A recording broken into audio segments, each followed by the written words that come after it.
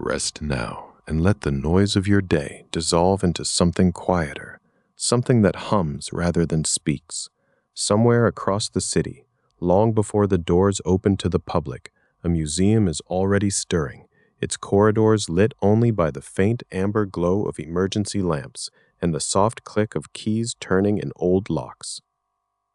A night guard walks the perimeter one last time, flashlight tracing the same familiar shadows it has traced 1,000 times before, while somewhere deeper inside, a curator arrives early with coffee in hand, keys jingling like a small private melody only she can hear.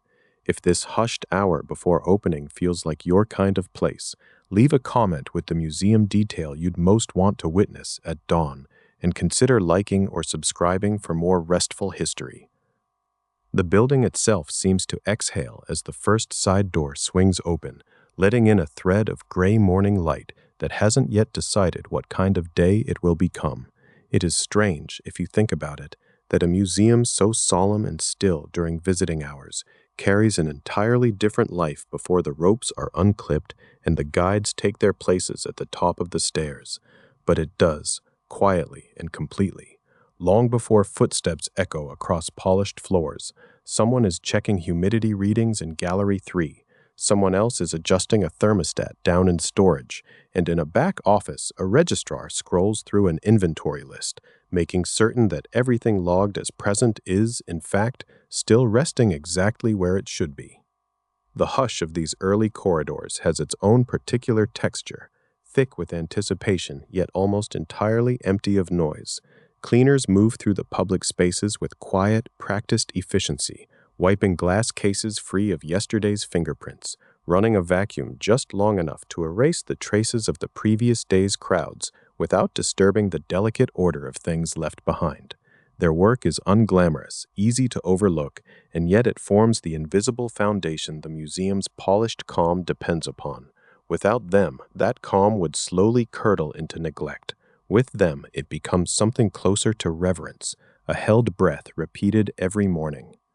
Farther into the building, past the velvet ropes and the cool marble floors, another world unfolds, one visitors almost never glimpse.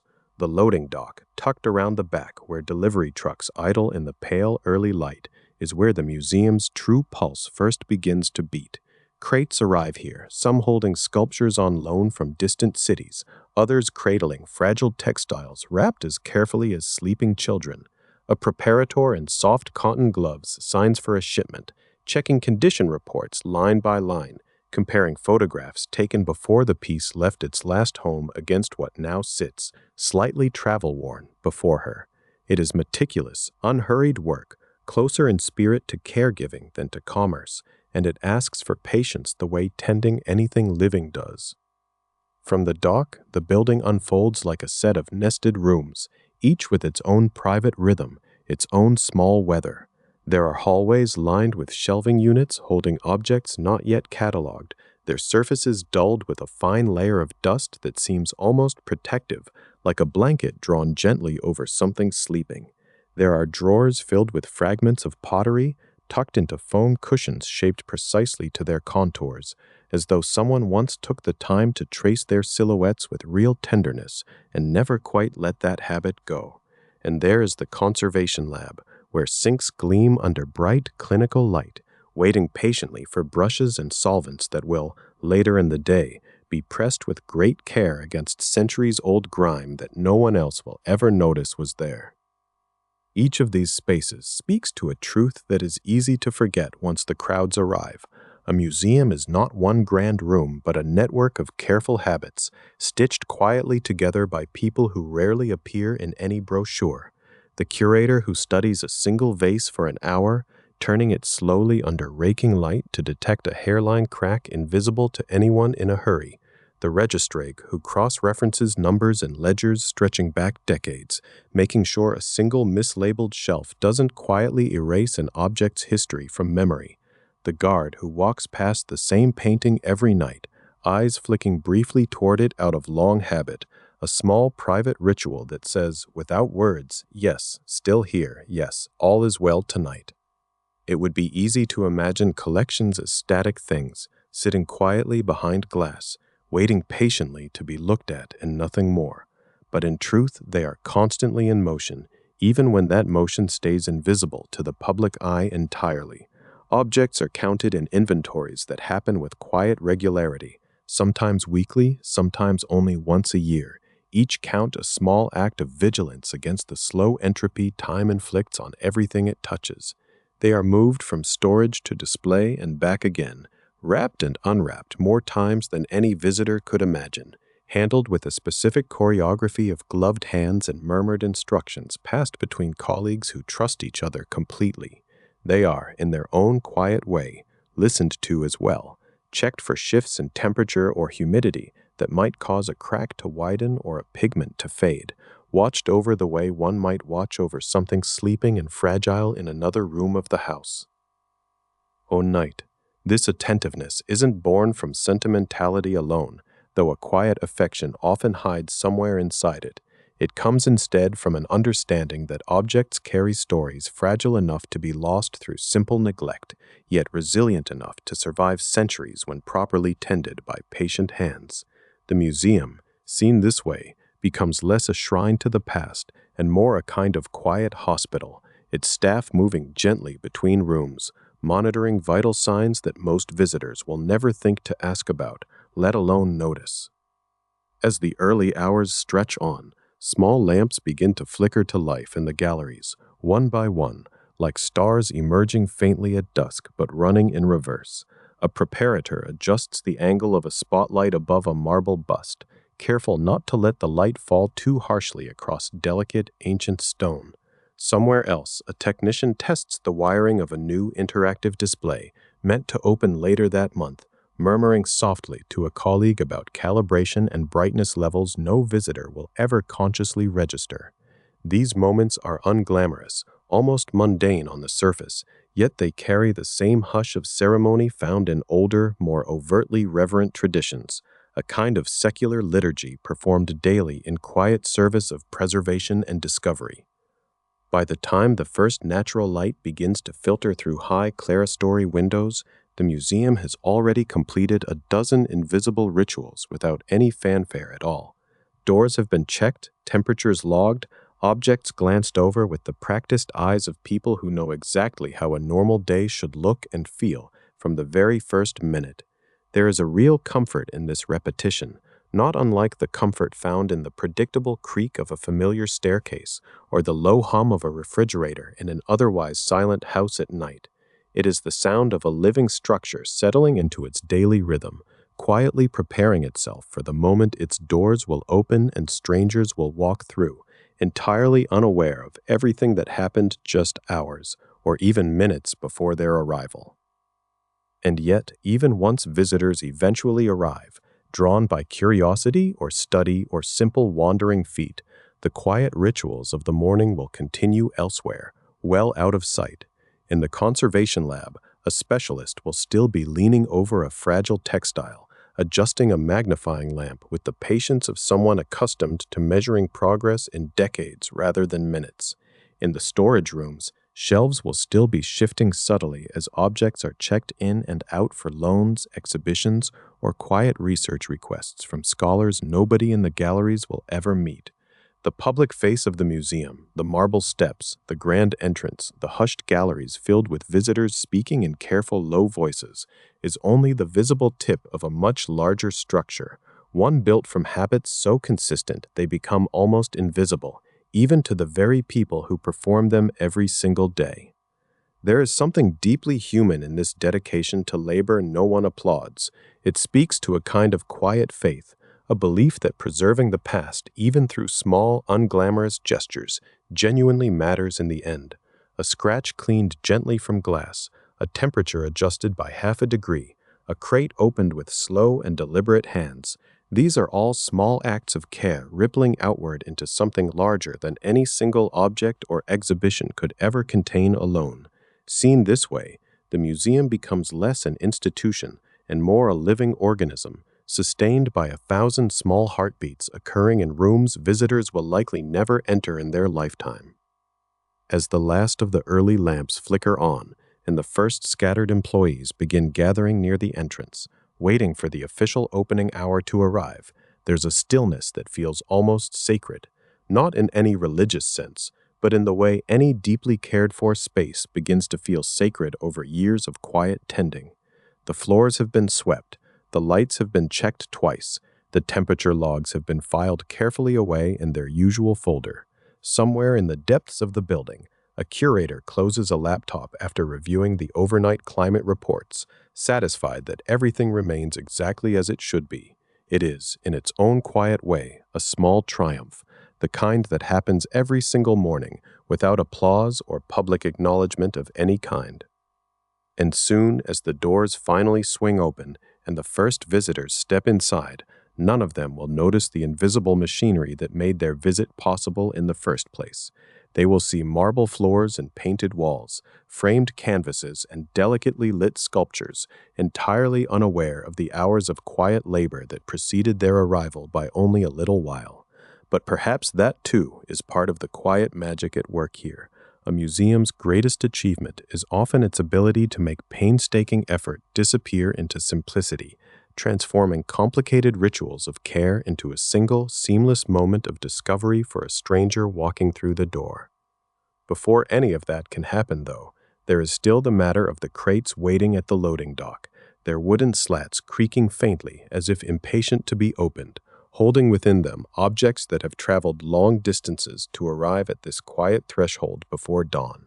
It is there, amid sawdust and packing foam, that the museum's day truly begins to take its most tactile shape, where hands will soon unwrap history itself, one careful layer at a time. At the loading dock, the crates wait the way old trunks wait in an attic, holding their silence a little longer before someone finally lifts the lid. The air here smells of sawdust and cool concrete, and somewhere beneath that, faintly, of the outside world the boxes have just left behind. Rain on a highway, the metal hush of a cargo hold, the particular stillness of a customs warehouse at midnight. Each crate carries a story before anyone opens it, written in stenciled numbers and shipping labels, in the soft thud it made when set down just so, in the tilt arrows painted on its side that someone, somewhere, tried very hard to honor the whole way here. A registrar moves along the row with a clipboard, though increasingly it might be a tablet glowing faintly blue in the dim light, comparing crate numbers against a manifest that has already crossed oceans in digital form, long before the objects themselves arrived.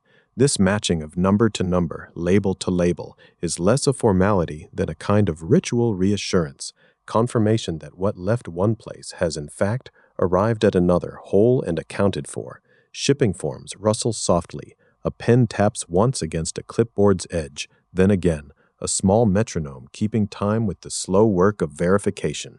Somewhere in this quiet accounting is the entire history of an object's most recent journey, the exhibition it came from, the lender who trusted the crate not to fail, the insurance value that no one wants to dwell on, but everyone is grateful is written down all the same. The crates themselves are marvels of unglamorous engineering, built by people who understand that the space between two pieces of foam can be the difference between a masterpiece and a memory of one. Their corners are padded thick enough to survive a stumble on a loading ramp, their interiors carved out in foam that has been shaped, sometimes by hand, to cradle the exact contour of whatever sleeps inside, a vase's shoulder, a frame's molding, the particular slope of a sculpture's bowed head. When the lid finally comes away, it does so slowly, screws loosened one at a time, because haste has never once helped anyone in this line of work. A crowbar might be nearby, but it is rarely used with any real force. More often it simply persuades a stubborn nail to let go, the wood groaning once and then giving in, almost gratefully. Inside, the tissue paper waits in its own quiet arrangement, acid-free and pale, folded in a way that suggests someone thought carefully about how it would be unfolded again.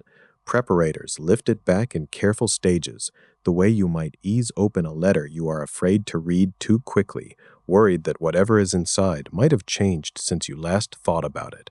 There's a particular hush that settles over a room when tissue paper is being peeled away from something no one has seen in weeks, sometimes years, a small suspension of breath before the object beneath is finally fully revealed, and when it is, when the color or shape or gleam of it emerges at last from its wrapping, there is rarely a gasp. Mostly there's a soft exhale, a quiet nod, the feeling of an old friend recognized across a room after a long absence neither party mentions aloud. A painted frame is almost always lifted by two people, not because it demands strength, but because it demands agreement. Two sets of hands moving at the same pace, communicating without much need for words, feeling for the moment when the painting's weight shifts from crate to gloved palms. One preparator might murmur, gently, ready, and the other might answer only with a small nod, and between them the painting rises free of its foam nest and hangs suspended for a moment in careful hands, neither rushed forward nor set down too soon. It's a strange kind of dance, quiet and practiced, performed the same way whether the painting behind the frame is worth a modest sum or worth more than the building around it. No one in the room treats it differently either way, because the choreography itself doesn't know how to distinguish between the two. Ceramics ask for an entirely different kind of attention, something closer to listening than lifting. A registrar might ease a bowl free from its foam nest with two fingers hooked gently beneath the rim, feeling for any resistance that would suggest a crack has widened somewhere in transit, or a hairline fracture has decided, after centuries of patience, that today is the day to finally give way. There is a particular tenderness in handling something fired in a kiln 1,000 years ago and shipped across an ocean in the last 48 hours, a collision of timescales that no one quite comments on, though everyone in the room seems to feel it settle over the table like a second kind of light. The bowl is turned slowly, checked against its own condition report, a document written the last time anyone looked at it closely, noting old repairs, small losses, the faint memory of damage long since stabilized and folded quietly into its history. If the object matches its paperwork, if nothing new has appeared in the margins where age and travel like to leave their signatures, then a small, unspoken relief moves through the room like a held breath finally released. Textiles are perhaps the most patient of all the objects that pass through here, if patience can be measured in the slowness with which they are allowed to be examined.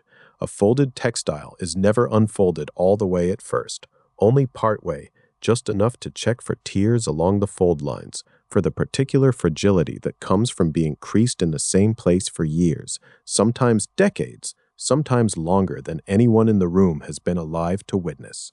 A registrar might unfold one corner, note its condition, refold it precisely as it was, then move to the next corner, working around the piece the way one might slowly turn the pages of a book too fragile to read from start to finish in a single sitting.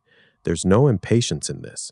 There's only the accumulated understanding that some objects have earned the right to be handled slowly, and that hurrying them along would be its own small violence, however unintended.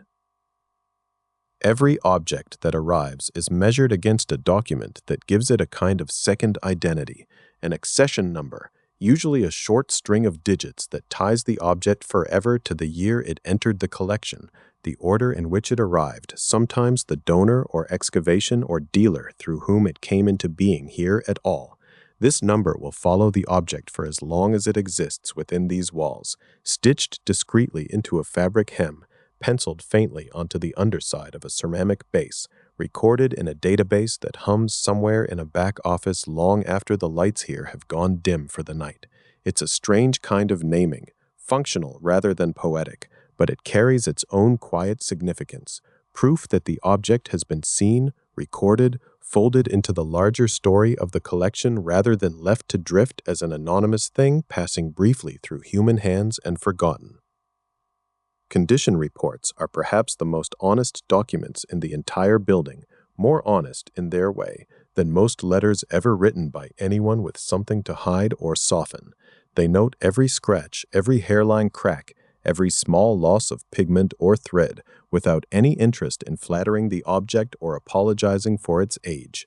A report written when a painting first arrived decades ago might be laid alongside a new one written this morning, the two compared line by line, looking for anything that has changed in the years or months between them. This comparison is less about suspicion than about care, a way of ensuring that whatever happened to the object on its journey, whatever turbulence or humidity or careless hand it might have encountered along the way, has left no lasting mark that wasn't already accounted for in the paperwork. Sometimes the museum receives things not from other institutions but from private hands, and these arrivals carry a different kind of weight altogether. A donor might bring in a box wrapped not in professional packing foam, but in old newspaper and a grandmother's tablecloth, the object inside having lived on a mantel or in a drawer for generations before finally making its way here to this quiet room.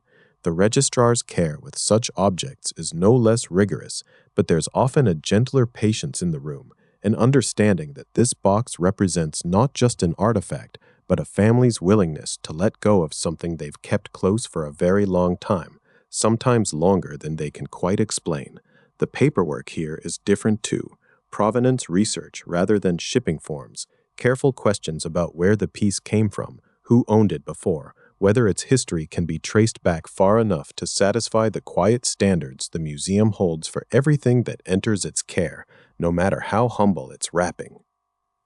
Museum folklore, as it's sometimes called by the older staff with a knowing smile, is full of stories about crates that went missing for years, only to turn up in some overlooked corner of a shipping warehouse or forgotten storage unit decades later, though no one seems entirely certain which version of these stories is true, or whether they've simply been told and retold so many times that fact and rumor have quietly merged into something closer to legend than history. There's a tale, repeated in hushed tones during long overnight shifts, about a crate of ancient artifacts that supposedly sat unopened in a customs facility for the better part of a decade before anyone noticed the shipment had never been claimed at all. Whether that story is entirely accurate, embellished with each retelling, or simply too good not to keep alive, no one working here tonight can say for certain.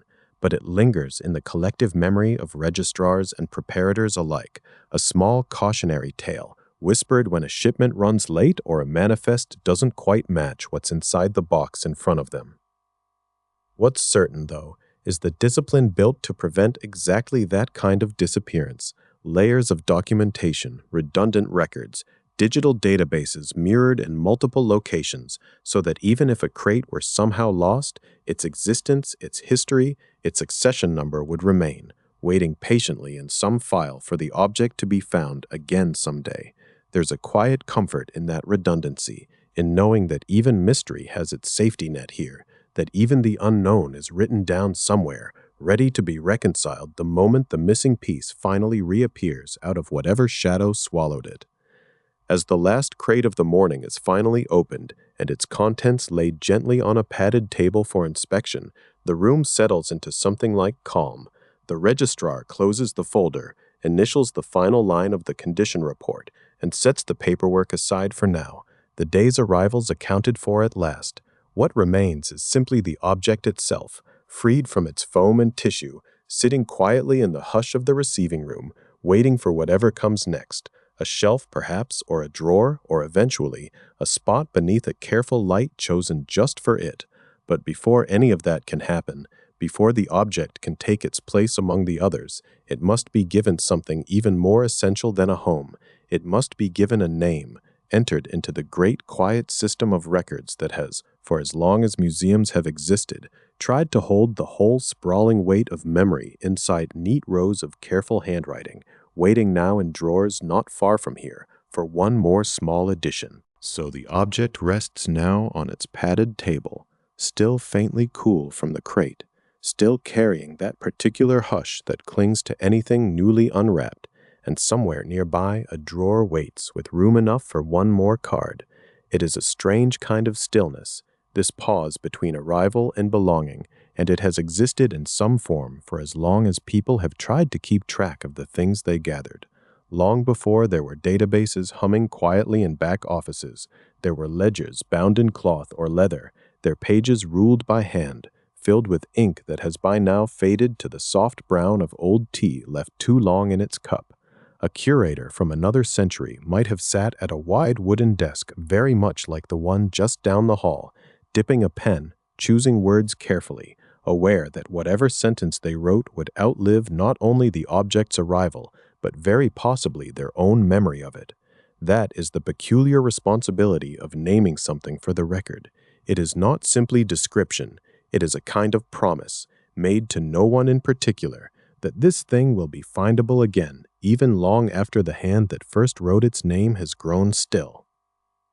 The practice of cataloging did not appear all at once, fully formed, the way a finished museum gallery might seem to a visitor walking through on a quiet afternoon, admiring rooms that look as though they had always existed in just this arrangement. It grew slowly instead, almost the way a garden grows, tended by generations of people who believed that knowledge, properly organized, could be shared rather than simply hoarded behind private doors.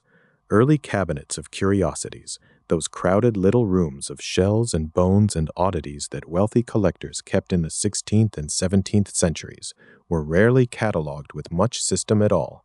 Objects sat wherever they happened to fit, admired more for their strangeness than for any careful accounting of where they came from, or what they might mean to someone studying them 100 years later. It was only as museums began to imagine themselves as public institutions, places meant to instruct rather than simply astonish a curious visitor for an afternoon, that the quiet labor of naming things became something closer to a discipline. If knowledge was going to be shared, it first had to be organized, and organization meant records that could outlast any single person's memory of what belonged where, records that could speak for the collection long after the collector himself had gone. By the 19th century, as grand museums rose in cities eager to display both their culture and their reach, the accession book became something close to sacred, kept with the same steady devotion a ship's log might receive from a careful captain. Each object that entered the collection, whether through purchase, gift, expedition, or the far more complicated channels of empire, was given a number, and that number was written into the ledger alongside a short description. Sometimes a note on where the object had come from, sometimes nothing more than a hurried line if the day had been especially busy.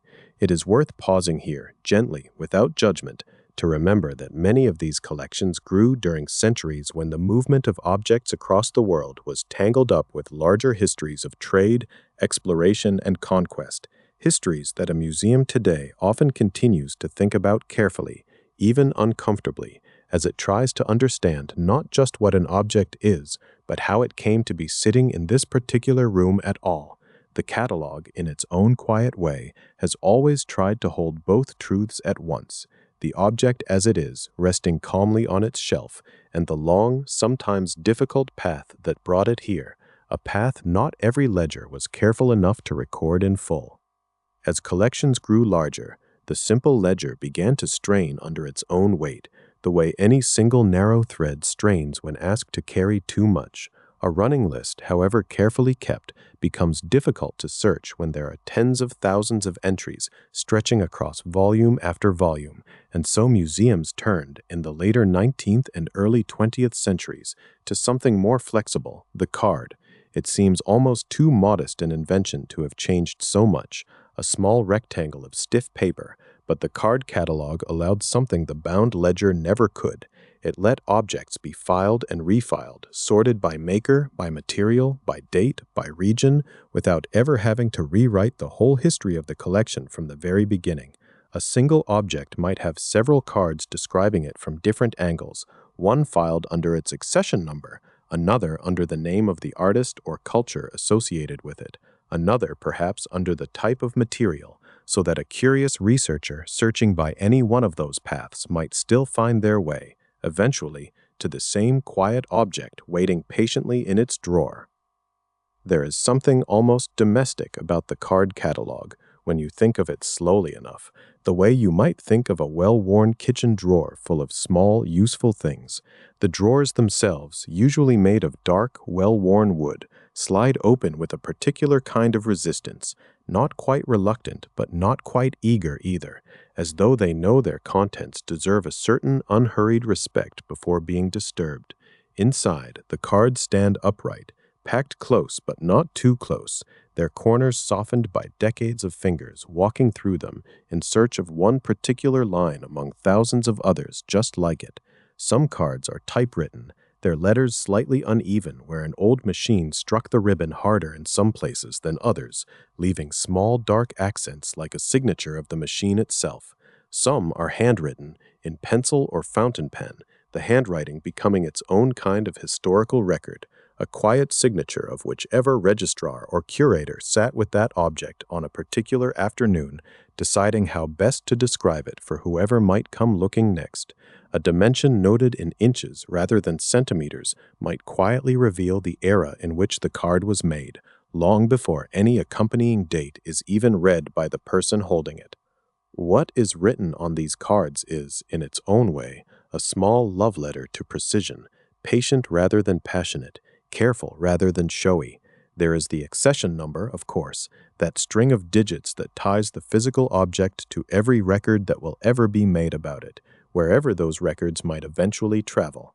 There is a description of the material, sometimes brief, sometimes surprisingly gentle in its restraint, as though the writer wanted to capture not just the substance of the object, but something of its quiet character as well.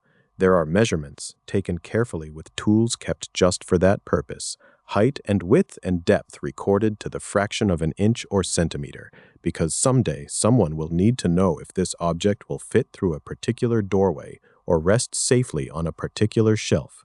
There is, whenever it can be determined, a note on provenance, on where the object came from and who owned it before it arrived here, a trail that sometimes stretches back clearly through generations of careful record-keeping and sometimes grows faint, uncertain, resting on inherited memory or half-documented sale rather than firm proof.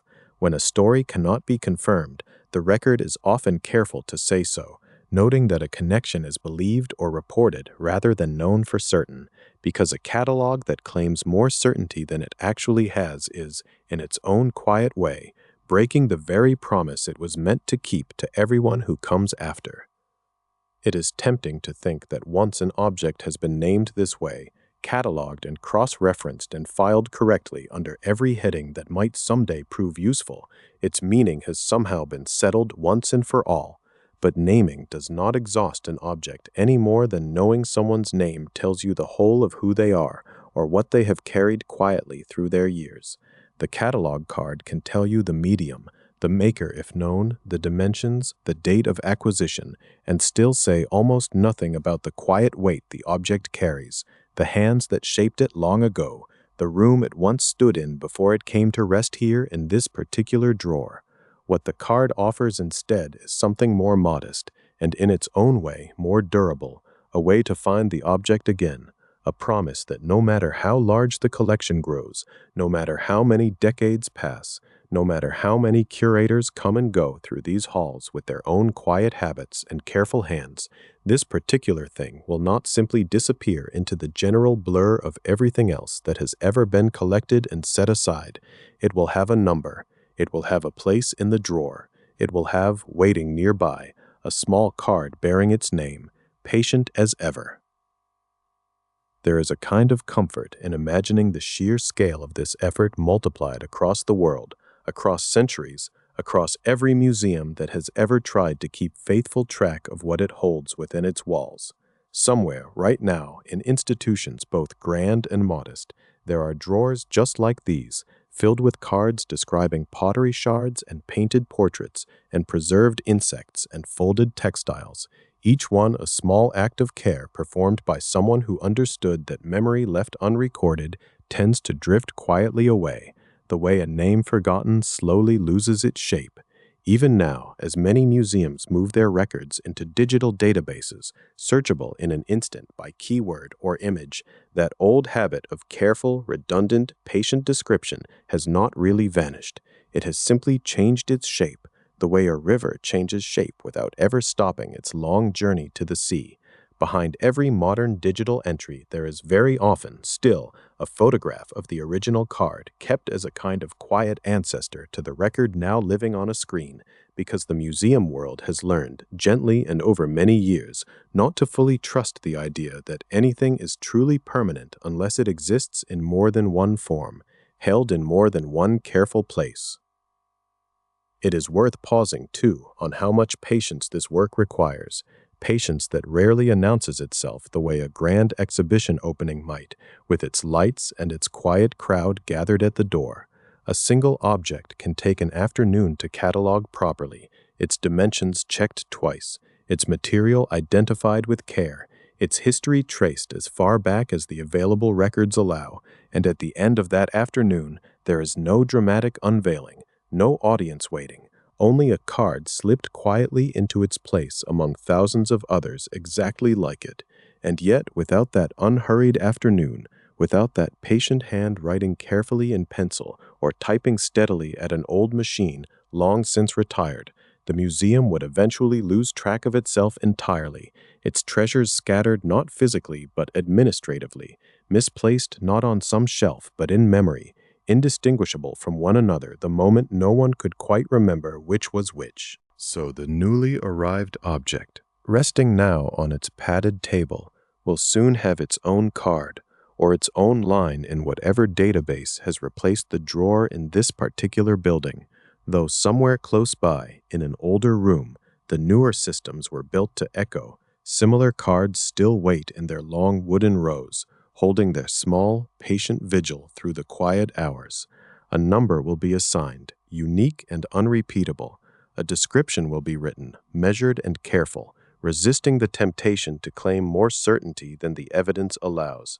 And once that quiet act of naming is finished, once the object has been given its place in the great sprawling index of everything the museum has ever chosen to keep, it will finally be ready to be carried away, out of this hushed room of arrivals, into the hidden geography of shelves and drawers where so much of the collection spends its quiet, patient life waiting, again and again, to be found.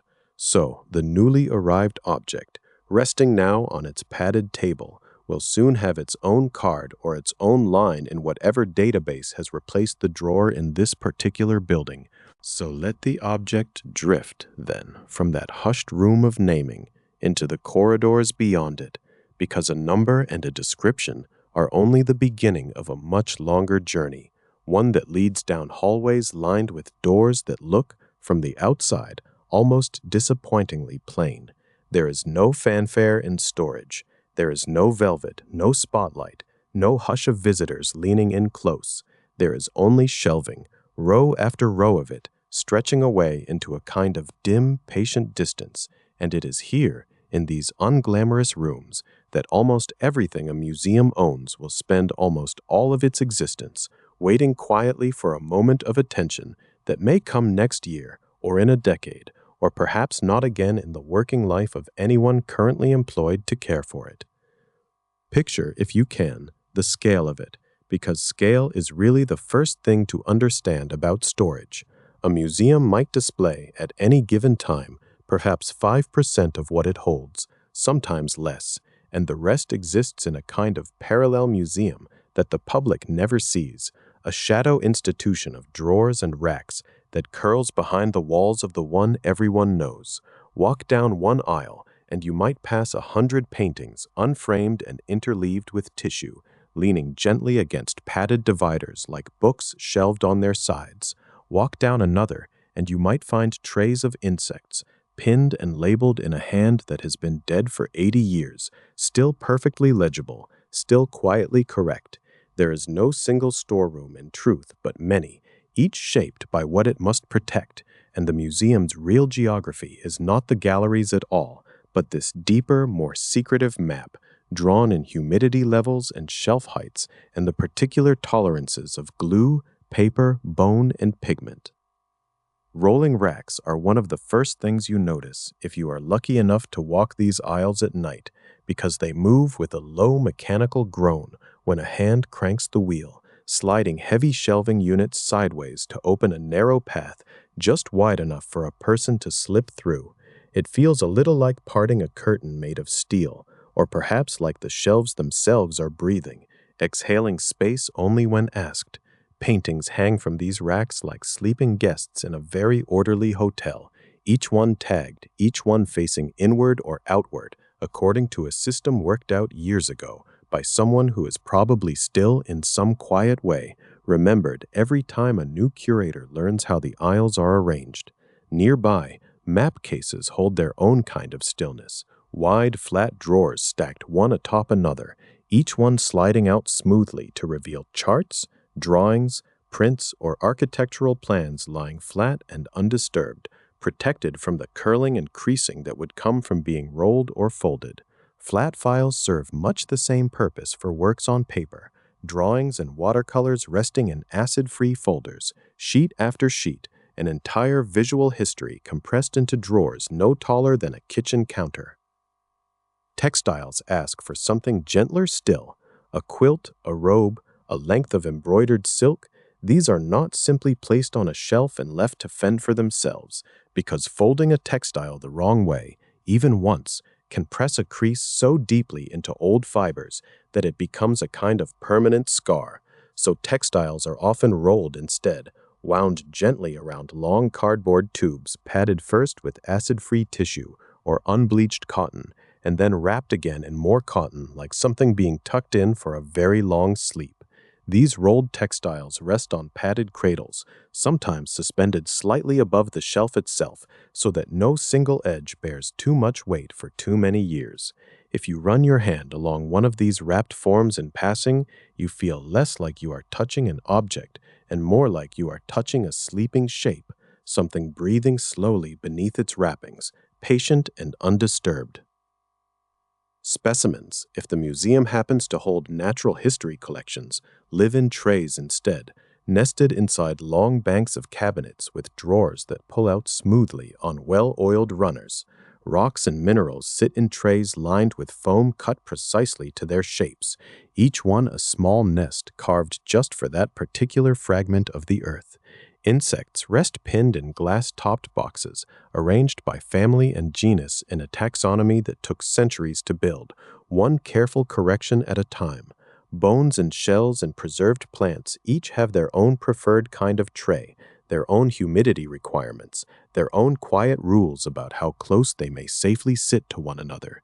None of this happens by accident, and none of it happens quickly. Every arrangement you see, if you look closely enough, is really the visible trace of thousands of small decisions made by people who understood, better than most, that objects have needs almost as particular as living things, even though they will never ask for anything themselves. The logic behind all of this, the reason one aisle holds paintings and another holds ceramics and a third holds nothing but carefully labeled boxes of textile fragments too small to display, comes down to a handful of quiet, practical questions. How large is the object, and how much space must be reserved not just for its body, but for the safe handling of it, the space a person needs to lift it without bumping a neighbor? How fragile is it, and does it need to be kept apart from vibration, from light, from the slow chemical breath given off by certain woods and adhesives that can, over time, damage more delicate materials nearby? What is it made of? Because metal and paper and bone and textile each age differently, each react differently to humidity, and mixing them carelessly on a single shelf can slowly, invisibly cause harm. And how often is it likely to be needed? Because an object requested by researchers every few months deserves a place near the front of the room, within easy reach, while something untouched for 20 years might rightly live in the farthest, quietest corner, waiting without complaint. Every arrangement, though, however carefully planned, remains provisional, which is perhaps one of the gentler truths about storage. Collections grow, new acquisitions arrive, and old plans must bend to make room for them.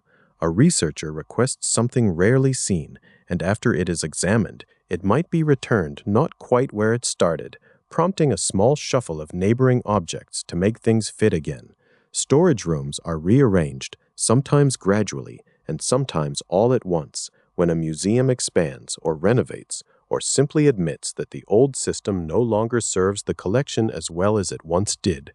Nothing here is meant to be permanent in the way a monument might be permanent. It is closer to a garden that is tended and reshaped season by season, except the seasons here are measured not in weather, but in acquisitions, in loans, in slow shifts of curatorial priority that ripple outward into where things sit.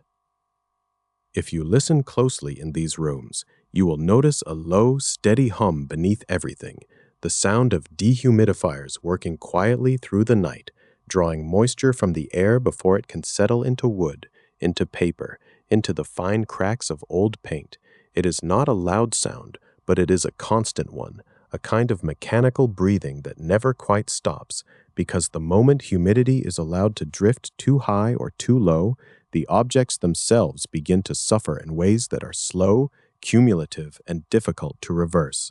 Older buildings sometimes hum a little unevenly, machines straining gently against a climate they were never quite designed for, while newer facilities hum with an almost eerie steadiness, temperature and humidity locked within fractions of a degree, monitored by sensors that quietly record their findings for staff to review each morning. Either way, that hum becomes part of the room's personality, something a longtime staff member might not even notice anymore, except in the rare moment it stops, and the silence itself becomes a kind of alarm. Smaller details fill in the rest of the picture, the parts that make these rooms feel less like abstract systems and more like places where actual people spend actual hours. Masking tape labels curl slightly at their corners on old wooden drawers, handwritten in pencil or faded ballpoint, sometimes updated, sometimes simply left as a kind of gentle archaeological layer beneath a newer printed label taped just above it. Pencils dangle from string loops beside clipboards hung on the ends of shelving units, because pen is never allowed near collections, not when a single accidental mark could become permanent. The smell of the room is its own quiet signature, cardboard and old wood mixing with the faint mineral tang of metal shelving, and beneath it all, very faintly, the papery scent that seems to belong to almost every object that has spent decades resting quietly indoors. It is not an unpleasant smell. If anything, it is comforting in the way certain closets or attics can be comforting, a smell that seems to say that time has passed here slowly, carefully, and without much disturbance. It is worth remembering, gently, that storage did not always look like this or feel this careful.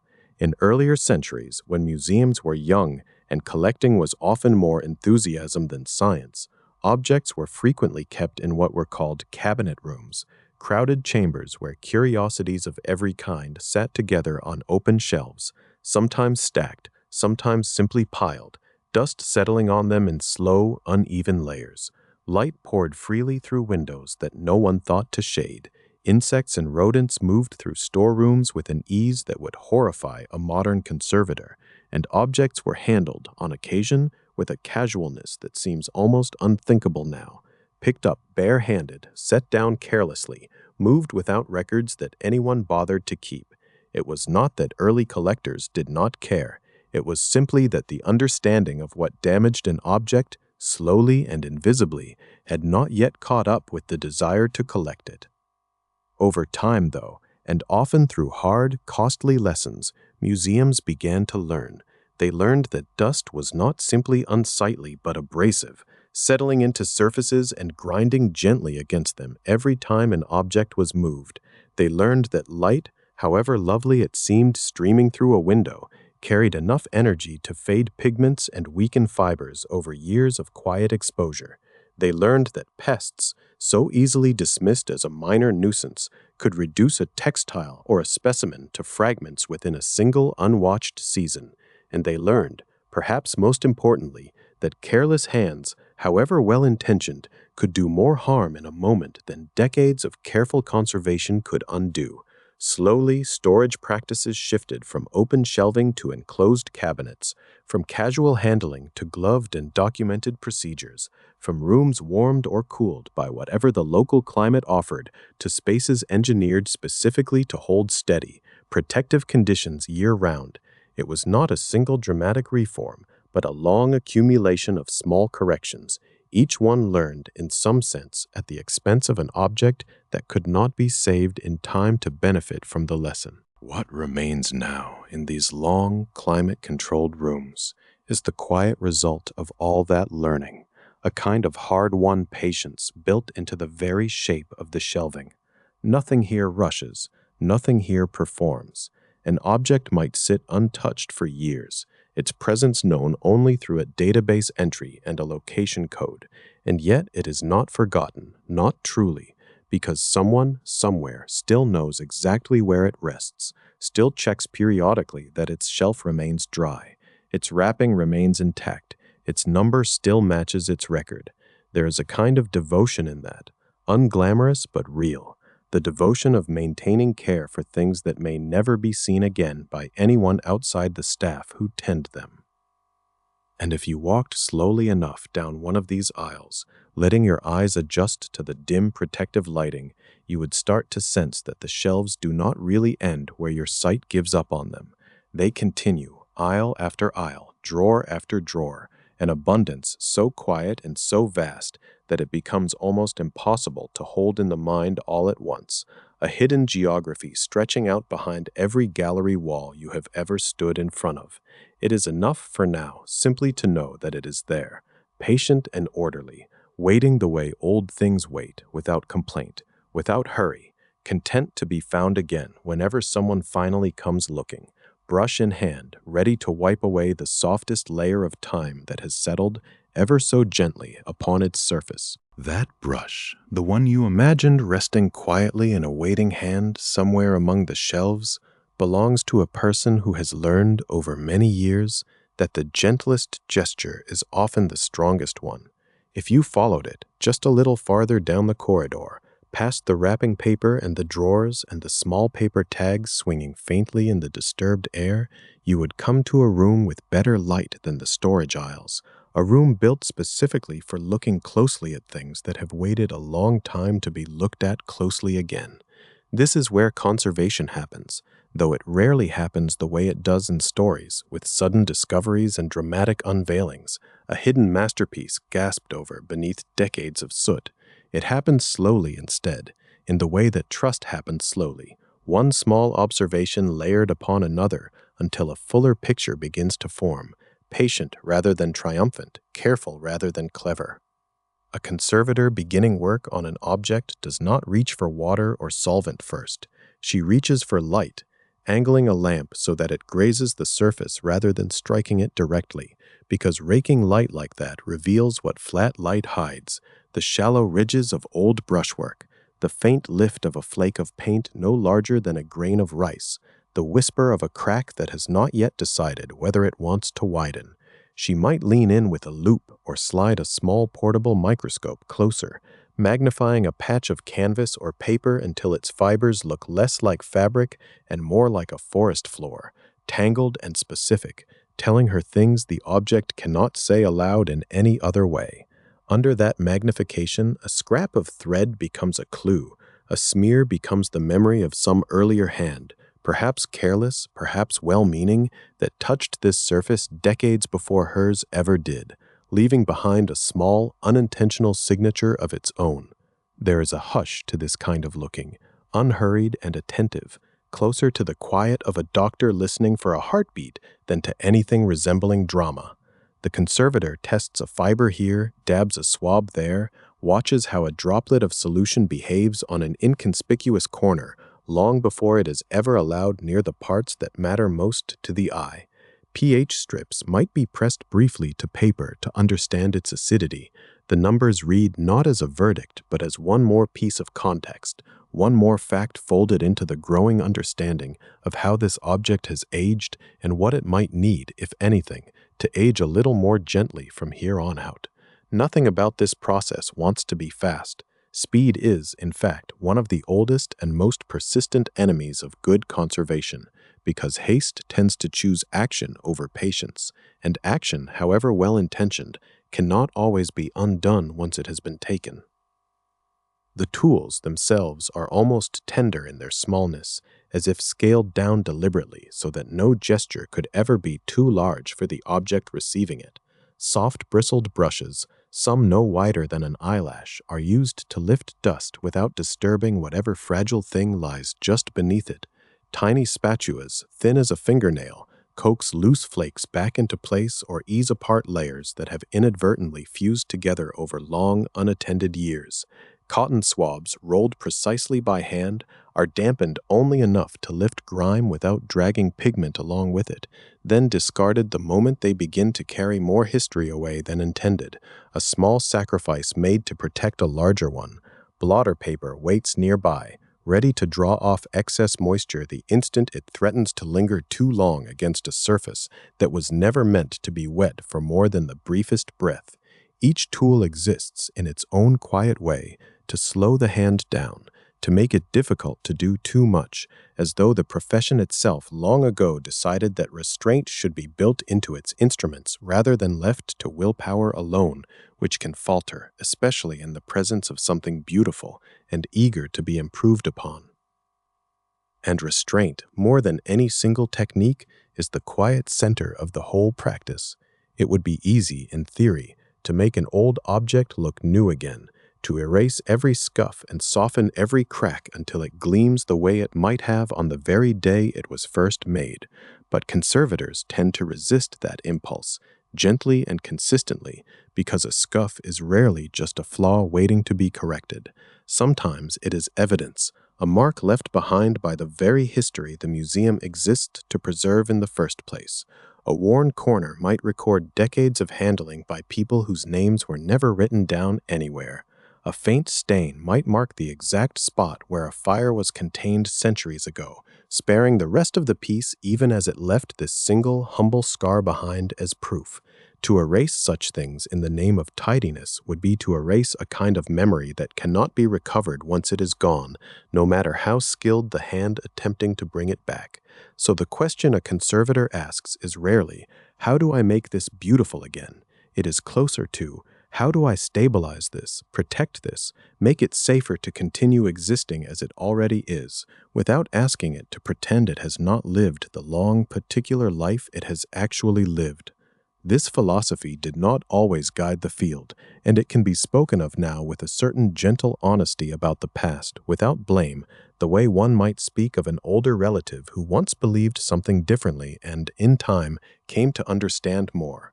There was an era not so long ago in the arc of museum history when a coat of varnish was applied to paintings almost as a matter of habit, meant to protect and to unify color, to give a certain glossy assurance of completeness and permanence.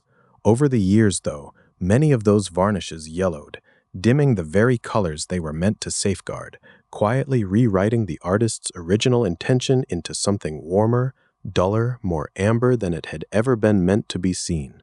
Later conservators, working with new solvents and steadier, more informed hands, sometimes removed these old varnishes only to discover, with a mixture of relief and unease, how different the colors beneath had truly been all along.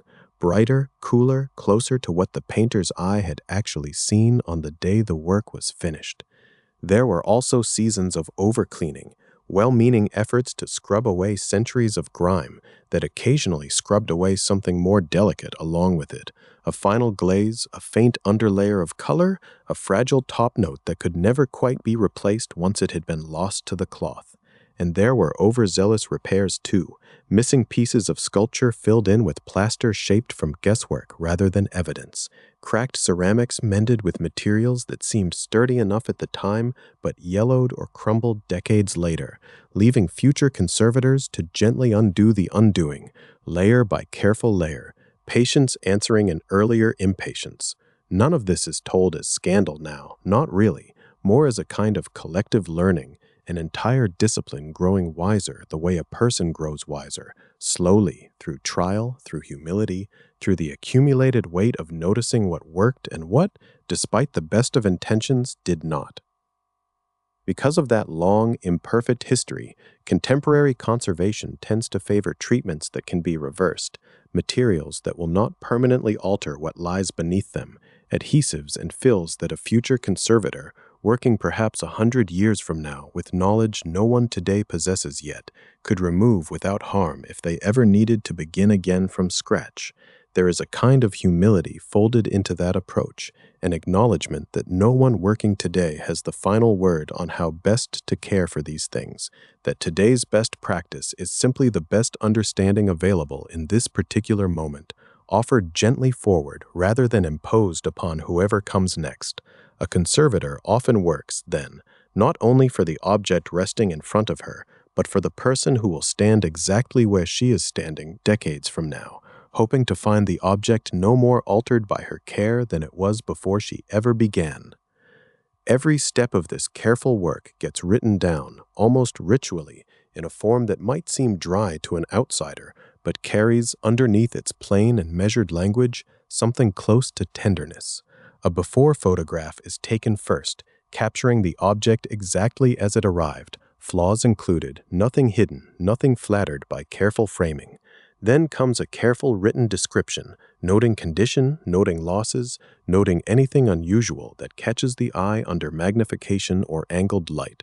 The treatment itself is recorded step by step, which solvents were tested, which were ultimately used, how long each application lasted, what the surface looked like before and after each small, deliberate intervention. An after photograph follows the finished work, showing the object now stabilized, though rarely showing it transformed beyond recognition, because transformation is almost never the actual goal of any of this. Finally, storage instructions are appended, humidity ranges, light sensitivity, handling notes, so that whoever encounters this object next, whether in 5 years or 50, will know exactly how to continue what has already been so carefully begun. There is something almost soothing in that repetition.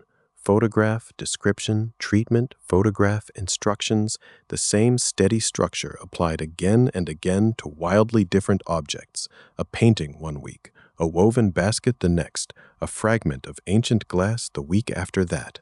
The format holds constant even as the objects themselves vary endlessly, offering a kind of continuity that outlasts any single conservator's career, any single museum director's tenure, any single era's confident assumptions about what proper care should look like. Reading through old treatment files, one after another, is a little like listening to generations of caretakers speaking quietly to each other across time, each one saying in their own careful language, "Here is what I found, here is what I did, here is what I chose not to do, and here is what I hope you will understand when it eventually becomes your turn to look after this."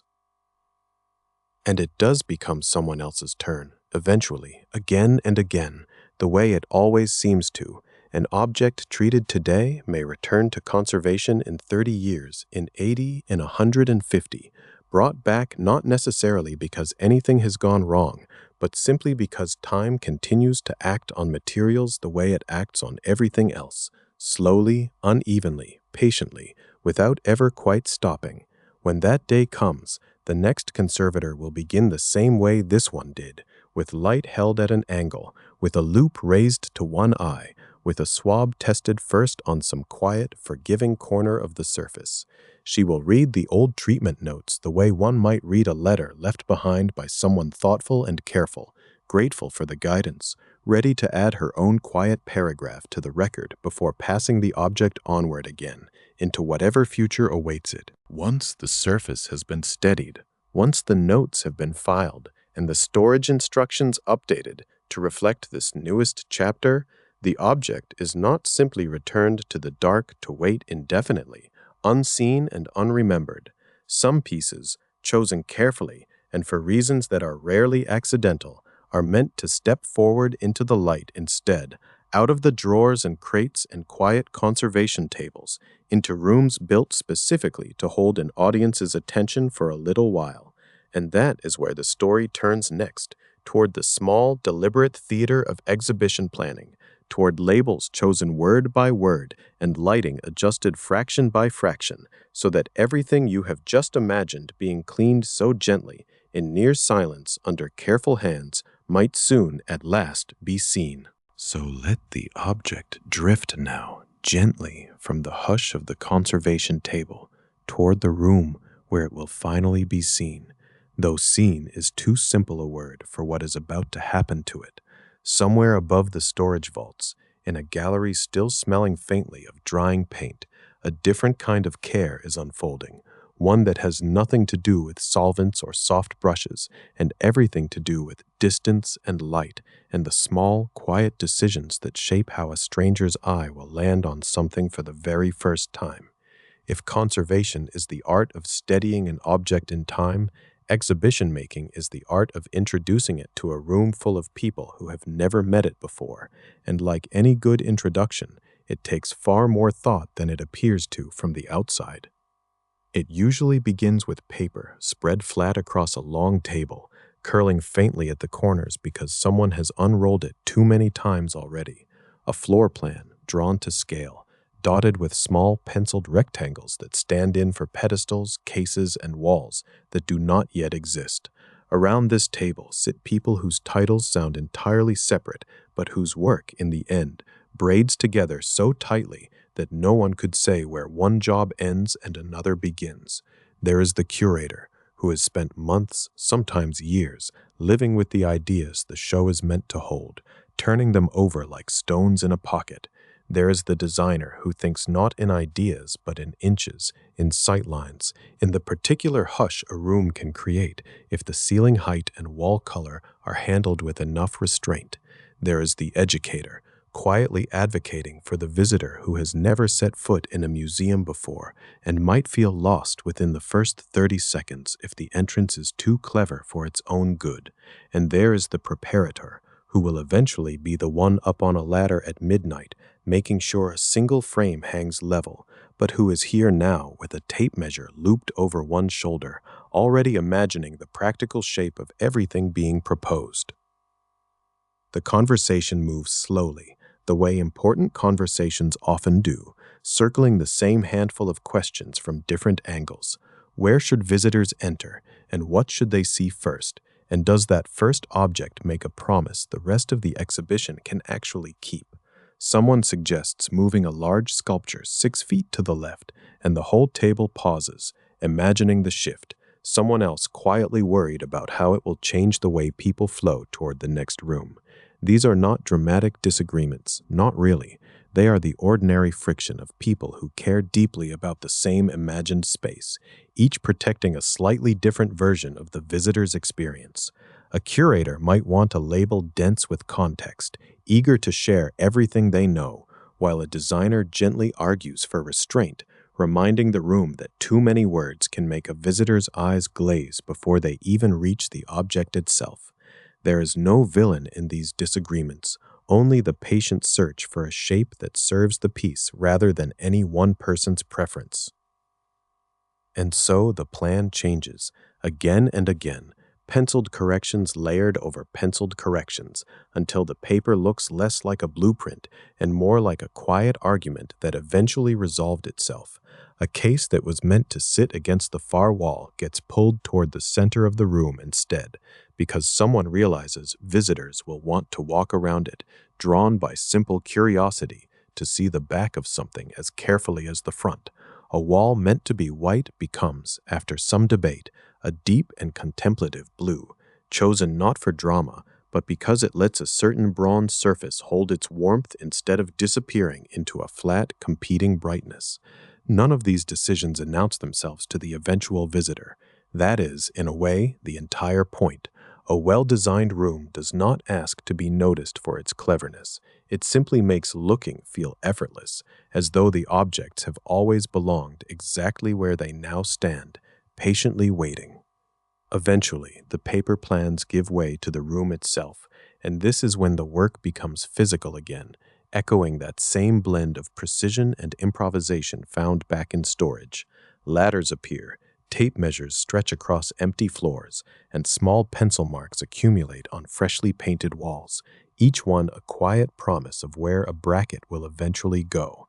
Gallery paint, still faintly sharp in the nose, needs a full night to cure before anything can be hung against it, so schedules bend around drying time the way farmers once bent their days around weather.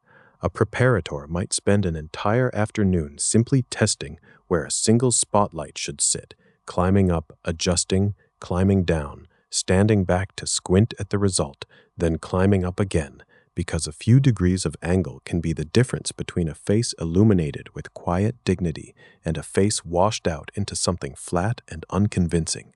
It is slow, repetitive work, the kind that would look, to an outside eye, almost comically fussy, and yet that fussiness is exactly what allows a visitor, later, to walk into the room and feel, without knowing why, that the light seems to fall just right. Meanwhile, in a smaller room down the hall, someone else is bent over a different kind of puzzle entirely, the words that will eventually rest quietly beside each object, waiting to be read. Writing a museum label sounds, to those who have never tried it, like the easiest task in the entire process, a simple matter of stating facts. In practice, it is closer to writing a very short poem under strict and sometimes contradictory rules. A label must be accurate without becoming a lecture, warm without becoming sentimental, inviting to someone with no background at all, while still respecting someone who has studied the subject for decades. It must fit, quite literally, within a certain number of characters, because space on a wall is not infinite, and a visitor's patience for reading while standing is even less so. Drafts pass back and forth between curator and editor like careful negotiations, each version trimmed a little further, a comma moved, a technical term softened or explained in half a breath, an opening sentence rewritten 5 or 6 times because the first attempt, however accurate, simply refused to invite anyone in. Sometimes the smallest word choices carry the most weight. A label that begins with a question rather than a statement changes the entire posture of the reader, turning them from a passive recipient of information into someone quietly being asked to look closer, to wonder alongside the text rather than simply absorb it. A label that names a material, a place, or a maker without pretending to certainty it does not actually possess leaves room for the visitor's own imagination, for the humility that history so often demands, especially when a story is old enough that no one now living can say for certain how it truly unfolded. There is a kind of tenderness in writing this way, a willingness to say what is known clearly and to leave what is uncertain gently open, rather than papering over the gaps with false confidence just to sound authoritative. Once the wording finally settles, the label itself must still be made physical, and this too has its own quiet craft. Vinyl letters are cut and set out on long sheets, checked against a printed proof, sometimes peeled back and repositioned when a line sits a fraction too high or too close to its neighbor. Someone kneels with a level pressed against the wall, making sure a line of text that looks perfectly straight to the eye is, in fact, mathematically true, because visitors notice crookedness even when they cannot say exactly what feels wrong about a wall. The right typeface is chosen not for fashion, but for legibility, for the comfort of an older visitor's eyes in dim gallery light, for a rhythm of letters that can be read at a slight distance without strain. It is easy to walk past a label without ever considering how many hands, meetings, and small revisions were required to make 11 quiet sentences feel effortless. Cases receive a similar depth of attention, caught in their own balancing act between protection and intimacy. A case must keep dust, moisture, and curious fingers away from something fragile, and yet it must also disappear from the visitor's awareness as much as possible, its glass so clean and its edges so unobtrusive that a viewer forgets, after the first few seconds, that any barrier exists at all. Lighting engineers and conservators negotiate carefully over how many foot candles a delicate textile or pigment can tolerate before it grows tired, the way skin grows tired under too much sun, and every choice of angle and intensity becomes a small compromise between visibility and preservation. A spotlight raised slightly might flatter a sculpture's contours beautifully while casting an unwanted shadow across the label just below it, and so someone quietly adjusts the fixture a few degrees further, testing, watching, adjusting again, the whole process invisible to anyone who later simply glances down, reads a sentence, and glances back up without a single thought for how that reading became so easy. Even after the walls are painted, the cases positioned, and the labels finally mounted, the arrangement rarely holds perfectly still. Someone stands back during a final walkthrough and notices that one painting, hung too close to its neighbor, seems to be competing rather than conversing, each canvas pulling attention away from the other instead of letting it breathe. And so, even at this late stage, a decision is made to move it, however small the shift, sliding it a few inches down the wall or swapping its place with something quieter beside it, restoring the sense of space each work needs in order to be truly seen rather than merely glimpsed. These late adjustments are not failures of planning. They are simply the exhibition continuing to reveal itself the way any living thing does, right up until the very last moment before the doors open to the public. And when that morning finally comes, when the first visitors step through the entrance and pause in front of a case lit so gently it seems to glow from some soft internal source, none of them will see the ladders, the pencil marks, the discarded drafts of a single stubborn sentence, or the long afternoon spent nudging one spotlight by increments. They will simply feel, without quite knowing why, that the room is guiding them kindly, that the object before them seems to be waiting specifically for their gaze, comfortable and unhurried. That quiet illusion of ease is, in truth, the exhibition team's greatest achievement, built from countless small decisions layered so carefully that they finally disappear into the experience itself. But even after the galleries fall dark again each evening, after the last visitor has wandered out and the lights along the ceiling dim to their nighttime hush, the building does not simply switch off and rest unattended. Somewhere in the quiet corridors beyond the exhibition halls, footsteps are already beginning their slow, patient circuit through the sleeping museum, checking that everything so carefully arranged remains exactly as it should, safe and steady through the long hours before morning comes again. The footsteps that begin their circuit as the last light dims are unhurried, almost deliberate, as if they already know the exact shape of the silence they are about to enter. This is the hour when the museum stops performing for anyone but itself, when the careful staging of the day gives way to something quieter, something more private and unwatched. The visitors have gone, the guides have locked their cabinets and driven home, and the building seems to exhale slowly, the way a person might after holding a long breath through a crowded room. And yet nothing here is truly abandoned, not for a single minute. Somewhere near the staff entrance, a guard signs a logbook, checks the time against a small clock on the wall, and steps into the first gallery with the calm attentiveness of someone who has done this so many times that the motions feel less like duty and more like breathing in and out, without needing to be thought about at all. The halls, lit only by the soft emergency glow tracing the floorboards, look different at night, though nothing about them has actually changed since afternoon. The paintings hang exactly where they hung a few hours earlier. The vitrines still hold their careful arrangements, and the same hush that settles over any large empty room after closing seems to gather along the ceiling like a held note waiting to resolve.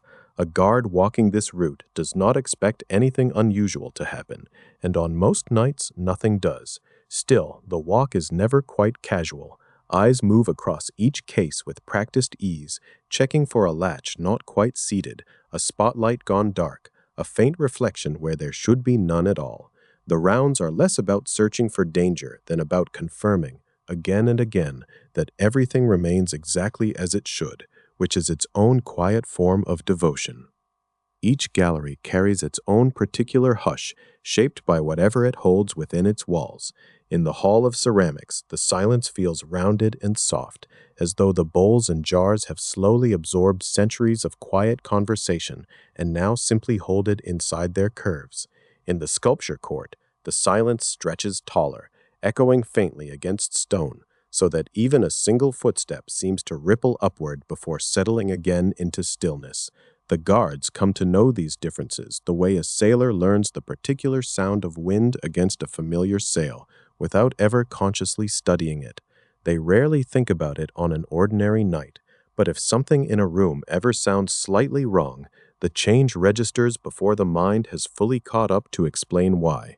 That instinct, built slowly across months and years of walking the same halls, is one of the museum's quieter forms of expertise, unglamorous, unspoken, but essential all the same.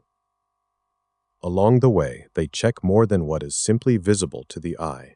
Every gallery has its own small climate system tucked out of sight, murmuring gently behind vents and wall panels, and part of the nightly routine involves confirming that this invisible machinery continues behaving as it should. A guard might pause at a small screen or sensor panel, glance at a reading, and jot the numbers into a log with the same unremarkable calm as someone checking the weather before dressing for the day ahead. Temperature and humidity are never abstract concerns in a place like this. They are the quiet boundaries within which fragile things are allowed to rest safely through the night. A shift of only a few degrees, sustained too long without notice, might mean nothing at all to a person passing through, but to a centuries-old piece of silk or a panel of aged wood, it can mean the slow, invisible beginning of harm. So the numbers are checked, noted, and compared against the readings from the night before, an unglamorous ritual that quietly protects everything the daylight visitors admire, without those visitors ever knowing such care occurred. The locks receive the same unhurried attention, door after door, hour after hour. Entries that seem entirely ordinary in daylight, propped open for deliveries or the shuffle of foot traffic, become small checkpoints after hours, tested one by one to make certain each has settled firmly into place. A guard's hand rests briefly against a handle, gives it a gentle testing pull, and moves on, the motion so practiced it barely requires conscious thought anymore. Radios crackle softly now and then, voices low and unbothered, exchanging brief updates that sound almost like lullabies in their plainness. All clear on the second floor, nothing unusual near the west stair. Just checking in, nothing more. There is a quiet companionship in these small exchanges, a sense that even in the emptiest hours, no one walking these halls is ever truly alone. The building seems to hold its guards the way it holds its collections, gently, but with an unmistakable and steady attentiveness. Somewhere along the route, there is almost always a pause set aside for tea. It might happen in a small break room tucked behind the administrative wing, where a kettle hums cheerfully against the surrounding silence, or it might happen right at a guard station, a thermos passed quietly between colleagues like a small, familiar ceremony of comfort. The tea itself is rarely remarkable in any particular way, but the moment matters more than the drink ever could. It offers a brief, warm interruption in the long stretch of careful watching, a chance to trade a quiet joke or a passing thought about the day just finished before continuing on into the dark again. These small human moments, unnoticed by anyone beyond the walls, are part of what keeps the overnight shift steady rather than lonely, human rather than merely mechanical. Even in a building devoted so entirely to stillness, there remains a need for warmth, for easy company, for the simple reassurance of another familiar voice somewhere nearby. The repetition of the route itself becomes its own particular comfort over time. Night after night, the same halls, the same slow turns, the same brief pause at the same worn patch of floor where the polish has thinned slightly from years of returning footsteps. There is something quietly soothing in that sameness, the way a familiar lullaby soothes not through its words but through its patient, unchanging rhythm.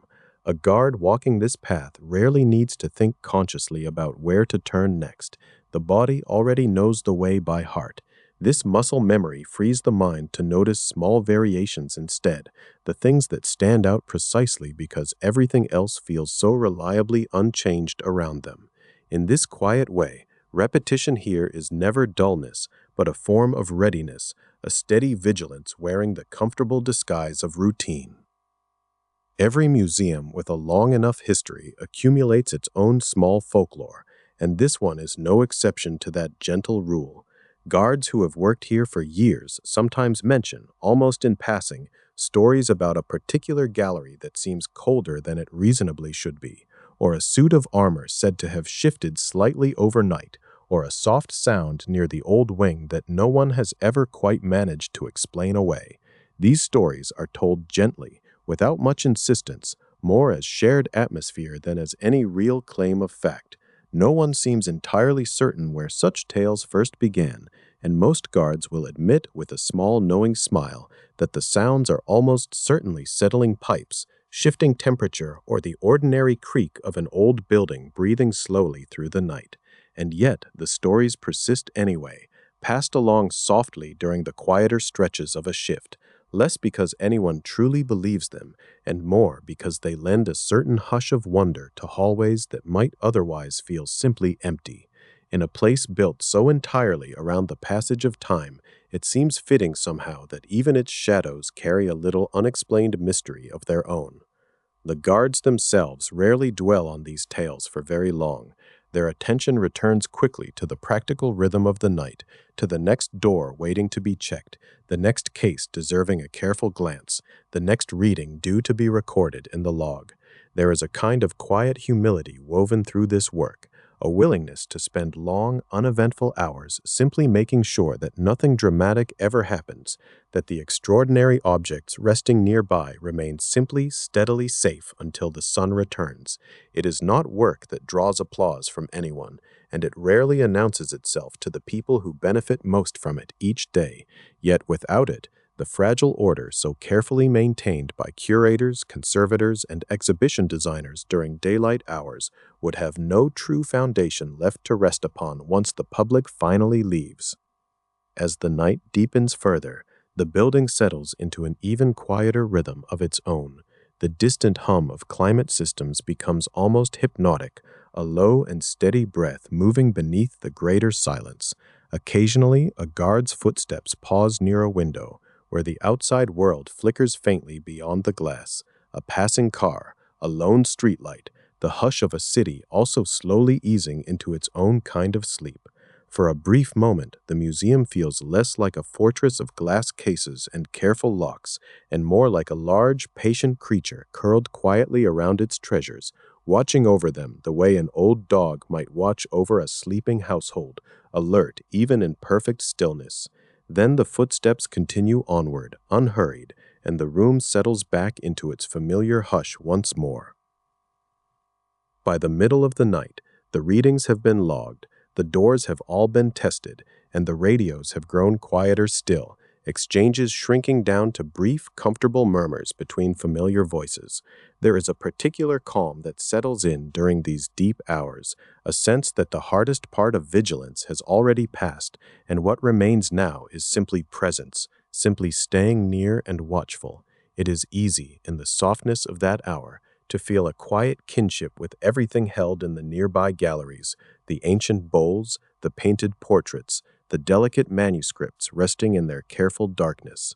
All of it waits in stillness, cared for by people who ask for no recognition beyond the simple, private fact of things remaining safe until morning finally comes. As the earliest hint of dawn begins to touch the high windows, the guard's pace does not quicken, but something in the atmosphere shifts slightly all the same, as though the building itself senses the slow approach of daylight returning. The overnight logs are nearly complete now, filled with small, unremarkable notes that quietly testify to an uneventful, well-tended night behind them. Soon the first members of the day staff will begin arriving, keys jingling, coffee in hand, entirely unaware of just how many quiet checks were made on their behalf while they slept peacefully elsewhere.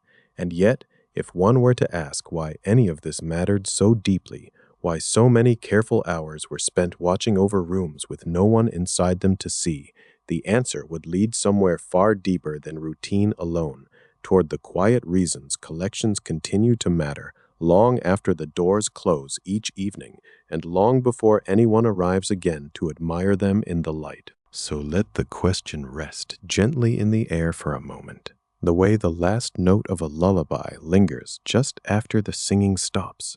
Why does any of it matter? All these small hours of watching and listing and dusting, spent on rooms that, for most of the night, hold no living witness at all.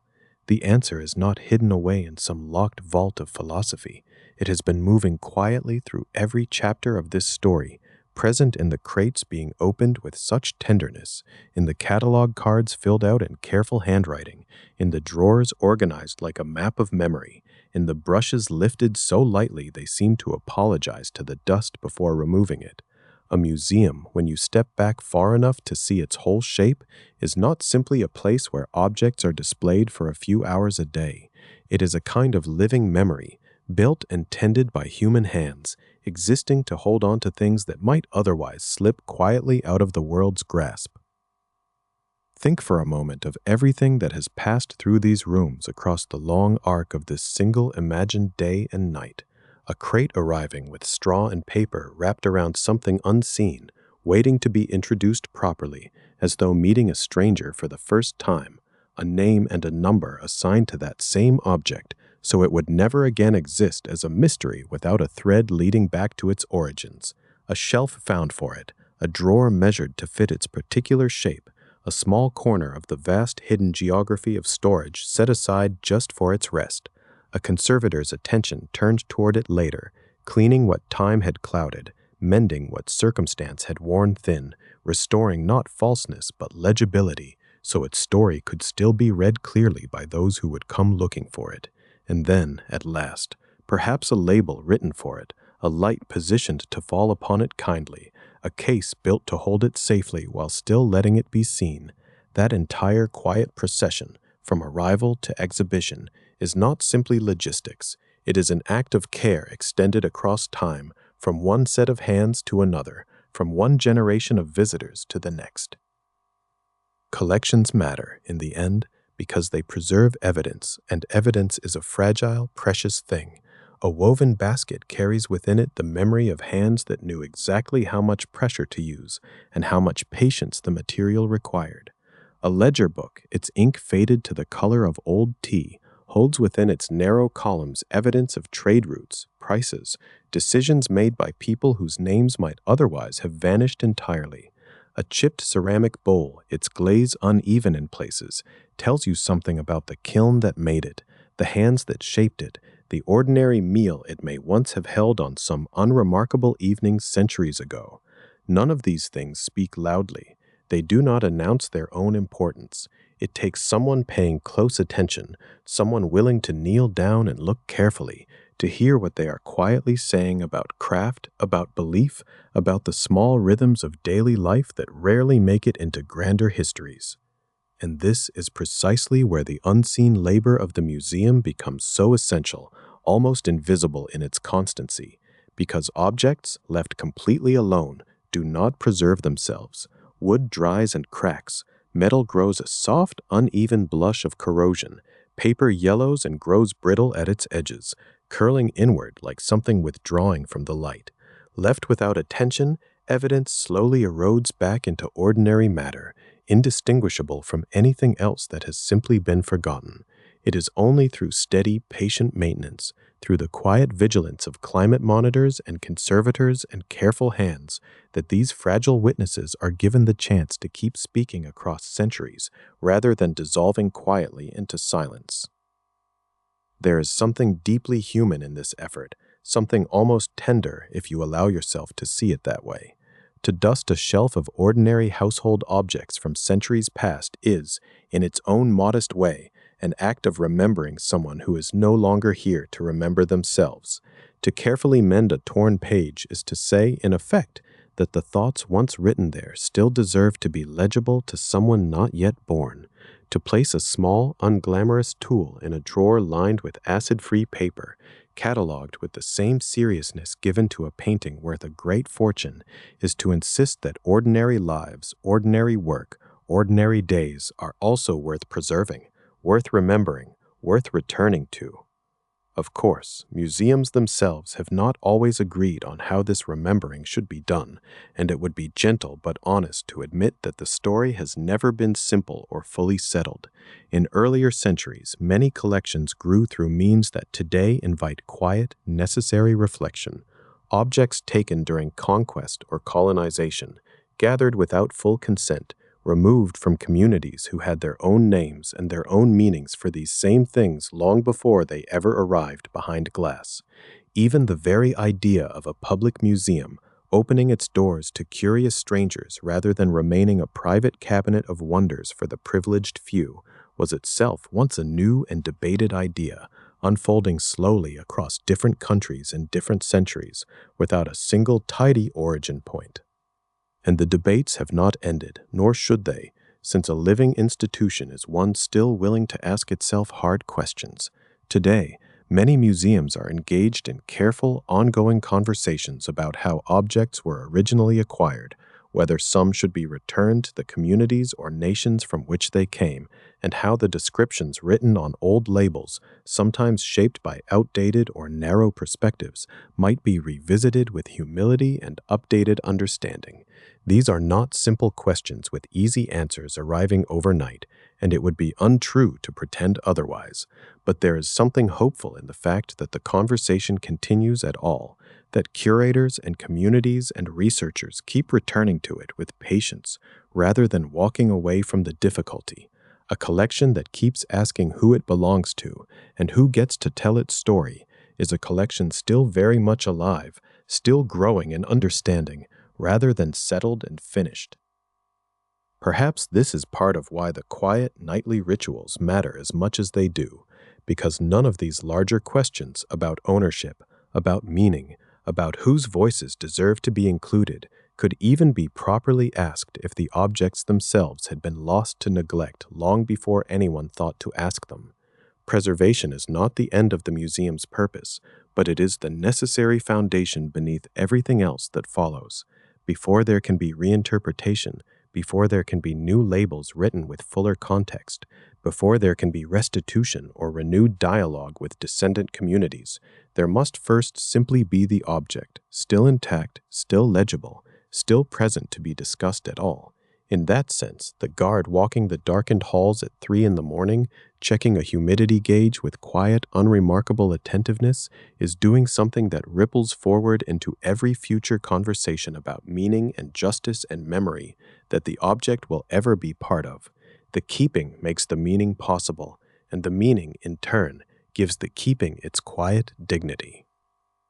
And so, as the first pale light begins to widen across the high windows of the museum, touching dust motes that drift unhurried through the still air, it feels right to return once more to the whole building as we found it at the very beginning of this long, quiet arc.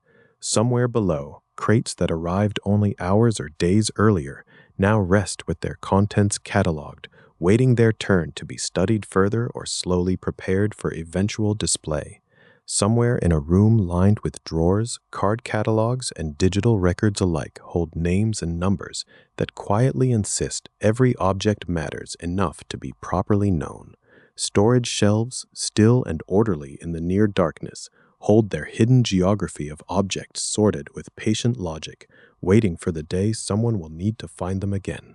Conservation tables sit empty for now, their brushes and tools resting until morning brings new work to their careful hands.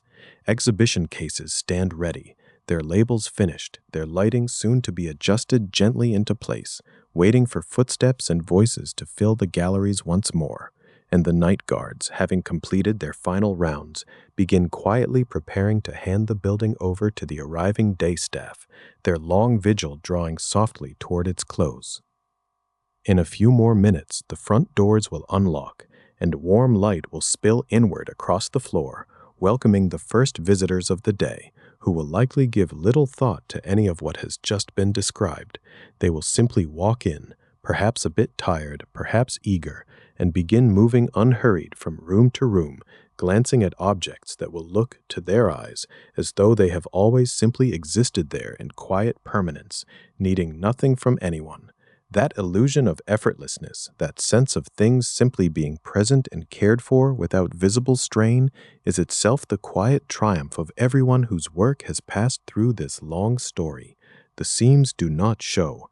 The labor disappears into the calm surface of the experience, precisely so that visitors can be free to feel wonder or curiosity or simple, quiet pleasure, without needing to think about climate logs or acid-free tissue paper or catalog numbers at all. But you, having walked gently through the hidden life of the museum across this whole unfolding night, now know something a little different. You know that behind every softly lit case, there was once a crate being opened with careful hands. Behind every neatly printed label, there was a slow process of naming and cross-referencing and thoughtful revision. Behind every clean, presentable surface, there was someone bent quietly over a table, working with patience rather than haste. Behind every steady, secure gallery, there were night rounds walked in near silence, humidity checked, doors tested, nothing more dramatic than diligence itself, and beneath all of it, holding the whole structure together, there was a simple, steady belief that things worth remembering deserve someone willing to remember them, night after night, season after season, for reasons that rarely receive applause but matter all the same. Also, perhaps as your own eyes grow heavy now and this long imagined night finally settles toward its close, you can hold on to that quiet feeling a little longer, the sense of a great hushed building breathing evenly in the dark, filled with careful hands and careful minds who have chosen, again and again, to protect what is fragile so that it might still speak to someone, someday, who has not yet arrived.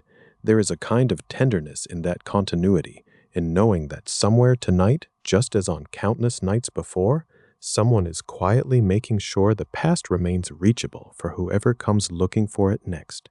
And with that gentle, steady thought settling softly over you like the last dimming of gallery lights before closing, it feels like exactly the right moment to let this long, quiet night finally fully rest.